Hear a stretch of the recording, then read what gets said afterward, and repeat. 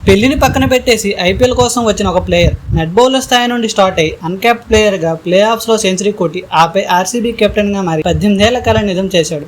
ఇది Indore sensation Rajat Patidar roller coaster journey. 2021 లో Rajat Patidar Royal Challengers Bengaluru తరపున ఐపీఎల్ డెబ్యూట్ చేశాడు. డెబ్యూట్ మ్యాచ్ కూడా ముంబై ఇండియన్స్ కి ఎగ్నెస్ట్ గా, కానీ ఆ సీజన్ లో కేవలం 4 మ్యాచెస్ ఆడిన రజత్ 71 రన్స్ మాత్రమే చేశాడు. పెద్ద ఇంపాక్ట్ క్రియేట్ చేయలేకపోవడంతో నెక్స్ట్ సీజన్ లో ఆర్సీబీకి అతన్ని రిలీజ్ చేసింది. ఆప్షన్ లో వేరే ఫ్రాంచైజ్ కూడా ఇంట్రెస్ట్ చూపించలేదు. కెరీర్ ఆల్మోస్ట్ అయిపోయింది అందరూ అనుకున్న టైం అది.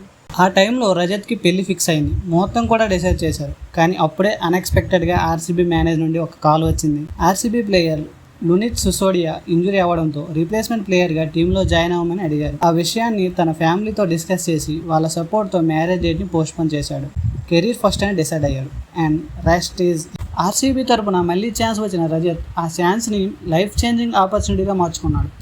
లక్నో సూపర్ జైంట్స్తో జరిగిన ఎలిమినేటర్ మ్యాచ్లో సెన్సేషనల్ సెంచరీ చేసి అందరినీ షాక్ గురి చేశాడు. ఆ ఇంజన్స్తో ఐపీఎల్ ప్లే ఆఫ్ హిస్టరీలో సెంచరీ చేసిన మొట్టమొదటి అన్క్యాప్డ్ ప్లేయర్గా చరిత్ర సృష్టించిన రజత్ పటిదార్. కానీ క్రికెట్ జర్నీ అంటే సక్సెస్ మాత్రమే కాదు, సెట్ బ్యాక్స్ కూడా ఉంటాయి. 2023 సీజన్ మొత్తం హీల్ ఇంజరీ వల్ల ఐపీఎల్కి దూరం అయ్యాడు. ఫ్యాన్స్ అందరికీ డిసప్పాయింట్, కానీ రజత్ పటిదార్ కంబ్యాక్ కోసం వెయిట్ చేస్తూనే 2024 సీజన్లో ఆర్సీబీ స్టార్టింగ్ నుండి వరుసగా డిఫీట్స్తో స్ట్రగుల్ అయింది. కానీ ఆ డిఫికల్ట్ సిచ్యువేషన్లో రజత్ పటిదార్ స్ట్రాంగ్ పెర్ఫార్మెన్స్తో టీంని మళ్ళీ రేసులోకి తీసుకొచ్చి ఆర్సీబీ సెన్సేషనల్ కంబ్యాక్ ఇచ్చి ప్లే ఆఫ్ చేరడంలో రజత్ కీ రోల్ ప్లే చేశాడు. ఆ సీజన్ తర్వాత ఫ్యాబ్ డూ ప్లేసిస్ కెప్టెన్స్ నుండి తప్పుకున్నాక ఆర్సీబీ మేనేజ్ షాకింగ్ అనౌన్స్మెంట్ ఇచ్చింది.